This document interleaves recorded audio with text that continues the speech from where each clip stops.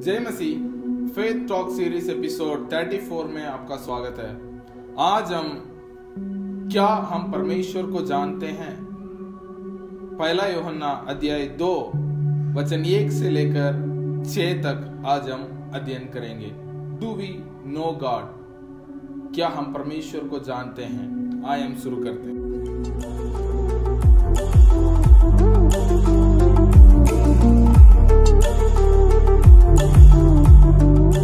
पहला यूहन्ना अध्याय 2 का 1 है, मेरे बालकों, मैं ये बातें तुम्हें इसलिए लिखता हूँ कि तुम पाप ना करो, और यदि कोई पाप करे तो पिता के पास हमारे एक सहायक है, अर्थात धार्मिक यीशु मसीह।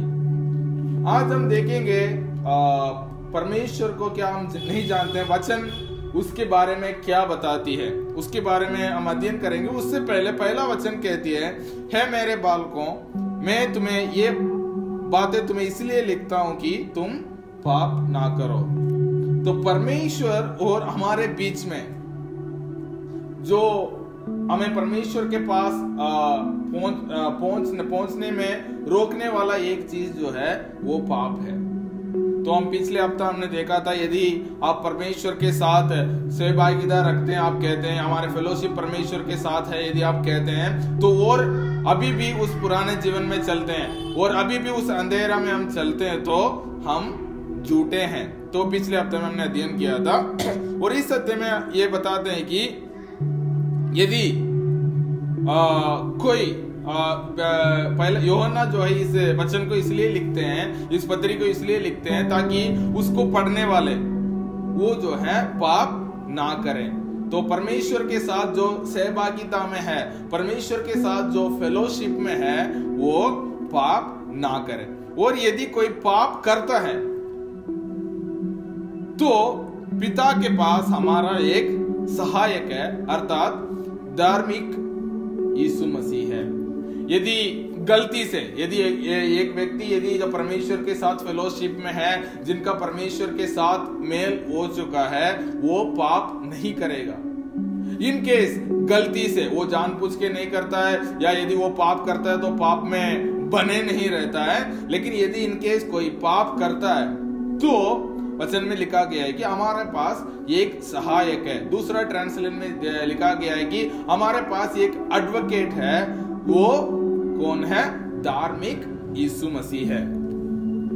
तो हमें पाप नहीं करना है, वो तो पहले बात है। यदि हमसे पाप हो गया है तो हमें पिता के पास जाने से कोई हमें रोक नहीं सकता। शैतान जो है वो चालाक है, वो हमेशा हमारे मन में ये डालता है कि तुमने ये पाप कर चुका है तो परमेश्वर के पास नहीं जा सकते हो, परमेश्वर को उपस्थिति में तुम जाने का लायक नहीं हो। ऐसे हमारे मन में हमेशा ये विचारों को डालता है ताकि हम और में पाप में बने रहें और परमेश्वर से हम दूर रहें। लेकिन परमेश्वर का वचन कहता है यदि हम गलती से पाप करते हैं मनुष्य होने के नाते, हमारे पास एक वकील है, हमारे पास एक एडवोकेट है, वो है धार्मिक यीशु मसीह। यदि उदाहरण के लिए हम देखते हैं, फॉर एग्जाम्पल हमारे कोर्ट में एक केस है, तो ये संसार के वकील और प्रभु यीशु मसीह एक जैसे नहीं है। संसार के वकील वो जाके कहता है कि मेरा क्लाइंट जो है उन्होंने ये गलती नहीं किया है। वो प्रूव करने के लिए कोशिश करेगा कि ये मेरा क्लाइंट जो है ये गलती नहीं किया है, इसलिए उनको ये दंड नहीं मिल सकता है। लेकिन हमारे पास जो वकील है, हमारे पास जो एडवोकेट है, वो धार्मिक यीशु मसीह है। वो पिता के सामने जाकर हमारे लिए बात करेगा। वो कहेगा कि हाँ, इन्होंने ये गलती की है, इन्होंने इनसे ये पाप हुआ है, लेकिन उनके पिता को कहेगा पापा ये मेरा केस है, मैंने इनके लिए सारा दाम जो दुकाना था वो मैं पे कर चुका हूं, इसलिए तो पिता कहेगा, प्रभु यीशु मसीह तब हमारे लिए बात करते हैं तो प्रभु परमेश्वर कहता है कि हाँ, तुम्हारा पाप को मैं क्षमा करता हूं, क्योंकि हमारे लिए बात करने के लिए एक एडवोकेट है, वो यीशु मसीह है। केवल वो ही हमारे लिए बात कर सकता है। तो यदि हम पाप भी करते हैं या कर दिया है, कर चुके हैं, तो ये डरने का जरूरत नहीं है मैं दोबारा परमेश्वर के पास कैसे जाऊंगा। हमें डरने का जरूरत नहीं है, शैतान हमें रोक नहीं सकता है। तो हम आगे देखेंगे उसके बारे में, पाप के बारे में और हम देखेंगे। और वही हमारे पापों का प्रायश्चित है, और केवल हमारी ही नहीं वरन सारे जगत का पापों का भी है। दूसरा वचन में लिखा गया है कि केवल यीशु मसीह हमारे पापों के लिए नहीं, पूरे जगत के पापों के लिए वो प्रायश्चित हुआ है या बलिदान हुआ है। हम पुराने नियम में हम देखते हैं साल में एक बार महायाजक वो क्या करता है, महापवित्र स्थान में जाता है और सबके लिए, पूरे इजरायलियों के लिए वो बलि चढ़ाता है और परमेश्वर से बात करता है कि उनके लिए वो प्रार्थना करता है और बलि चढ़ाता है। उससे उन सबके पाप जो है क्षमा हो जाते थे, और मतलब कुछ दिन के लिए उनको छूट मिल जाता था, लेकिन पूरे तरीके से पाप क्षमा नहीं होता था। लेकिन प्रभु यीशु मसीह के द्वारा हमारे पाप केवल मेरा नहीं है, आपका नहीं है, लेकिन पूरे जगत के पाप के लिए यीशु मसीह ने प्रायश्चित की है। वो पहला यूहन्ना 2:2 में है। उसके बाद यदि हम पहला यूहन्ना 2:3 हम पढ़ते हैं, यदि हम उसकी आज्ञा को मानेंगे तो इससे हम जान लेंगे कि हम उसे जान गए हैं। वचन में लिखा गया है कि क्या हम परमेश्वर को जानते हैं। परमेश्वर के बारे में जानना और परमेश्वर को जानना ये बिल्कुल अलग है। हम परमेश्वर के बारे में बहुत कुछ जानते हैं, वो हमें परमेश्वर यहोवा यीरे है, परमेश्वर एल सदाई है, परमेश्वर विजयी देने वाला है, परमेश्वर चंगाई करने वाला है, परमेश्वर जरूरतों को पूरा करने वाला है। ये सारे चीज हम परमेश्वर के बारे में जानते हैं। क्या हम परमेश्वर को जानते हैं? वचन में लिखा है कि इससे हम जान सकते हैं, यदि हम उसके आज्ञाओं को मानेंगे तो हम परमेश्वर को जानते हैं। तो आज का टॉपिक मैंने बोला था, क्या हम परमेश्वर को जानते हैं? इससे हमें पता चल सकता है हम परमेश्वर को जानते हैं या नहीं जानते हैं। यदि हम परमेश्वर को जानते हैं तो वचन में लिखा गया है कि हम उसके आज्ञा को मानेंगे। उसके बाद यदि हम यूहन्ना अध्याय 17:3 हम पढ़ते हैं, यूहन्ना रचित सुसमाचार अध्याय 17:3, उसमें लिखा गया है,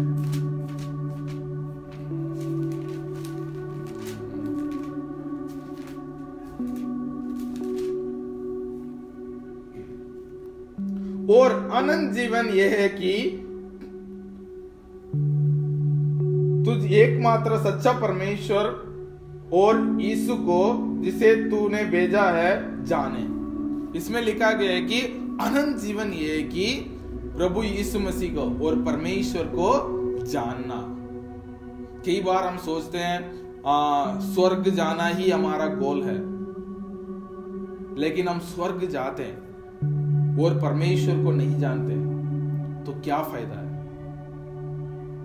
तो वचन परमेश्वर कहते हैं अनंत जीवन यह है, यदि हम अभी इस पृथ्वी में रहते हुए आज यदि हम परमेश्वर को जान चुके हैं तो अनंत जीवन हमारा है। वचन में लिखा गया है कि यदि हम परमेश्वर को जानते हैं तो हम क्या करते हैं, उसके आज्ञाओं पर चलते हैं, उसकी आत्मा के अगुवाई पर हम चलते हैं। वो दिखाता जो वो मार्ग वो दिखाता पवित्र आत्मा, उसमें हम चलते हैं। वो हमें अगुवाई करता है, जो कार्य हम करने जाते हैं उसमें ये अच्छा सही नहीं है तो हमें बताता है कि ऐसा नहीं करना है, तो हम उसको क्या करते हैं, मानते हैं और उसके आज्ञाओं के अनुसार हम चलते हैं। यदि उसके आज्ञा के अनुसार यदि हम चलते हैं तो वचन कहती है कि हम परमेश्वर को जानते हैं। तो परमेश्वर को जानना है तो हमें किसको देखना है? परमेश्वर को जानने के लिए हमें यीशु मसीह को देखना जरूरी है। यदि हम परमेश्वर को जानना चाहते हैं हमें किसको देखना है? यीशु मसीह को देखना है, क्योंकि वचन में लिखा गया है यूहन्ना 6:46 और मत्ती 11:27 में लिखा गया है कि मेरे बिना कोई भी पिता को नहीं जानता और एक वचन में लिखा है कि मैं और पिता एक ही है। तो यदि प्रभु यीशु मसीह को हम जानते हैं तो इसका मतलब हम पिता को भी जानते हैं। प्रभु यीशु मसीह को, प्रभु यीशु मसीह कैसे थे वैसे ही पिता भी होंगे। कई बार हम सोचते हैं वचन के पुराने नियम में कई लोग है मूसा को देख लेते हैं और कहते हैं हाँ परमेश्वर जैसा मूसा ने कहा वैसे ही होगा। नहीं है।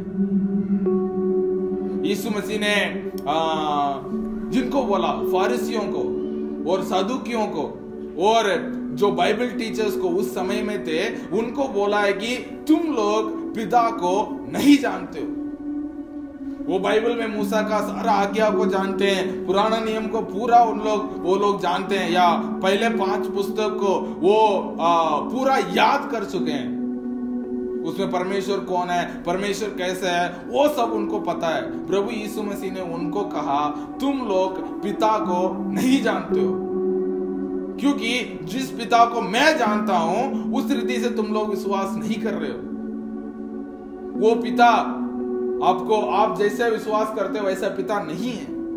तो हमें प्रभु यीशु मसीह पिता के बारे में क्या क्या बताया और प्रभु यीशु मसीह इस दुनिया में कैसे रहते हैं, उनको हम यदि जान चुके हैं, मतलब इसका मतलब है हम पिता को जानते हैं। तो प्रभु यीशु मसीह का जीवन, प्रभु यीशु मसीह का सेवकाई और उनका बोली और उन्होंने दिए हुए वचन, उन्होंने दिए हुए आज्ञाओं को यदि हम मानते हैं तो वो हम मतलब क्या है, हम परमेश्वर की आज्ञाओं पर चलते हैं। क्योंकि पुराने नियम में कई आज्ञाओं को जो परमेश्वर चाहते थे उसका उल्टा ये लोग समझते थे।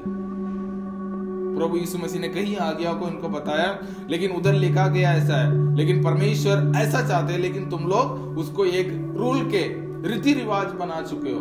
परमेश्वर को हृदय को आप लोग नहीं समझते हैं। यदि परमेश्वर को हृदय को हमें समझना है, जानना है, तो हमें प्रभु यीशु मसीह को जानना जरूरी है। और प्रभु यीशु मसीह को हम कैसे जानेंगे, उनका जीवन इधर बाइबल में लिखा गया है। यदि कोई भी नजरिया प्रभु यीशु मसीह ने जो इस पृथ्वी में दिखाया उसको छोड़कर जो भी परसेप्शन हम कहते हैं, जो भी सोच हम परमेश्वर के बारे में हमारे दिमाग में बना रखे हैं, वो गलत है। क्योंकि यीशु मसीह के समय में इन्होंने वचन को और मसीह में चलने का एक बोझ बना दिया है।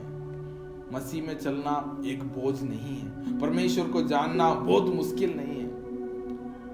परमेश्वर की आज्ञा के अनुसार चलने के, परमेश्वर ने जो बोला, जैसा आपने आपसे प्रेम करते हैं वैसे ही एक दूसरे को प्रेम करो, अपने परमेश्वर से पूरे मन से प्रेम करो।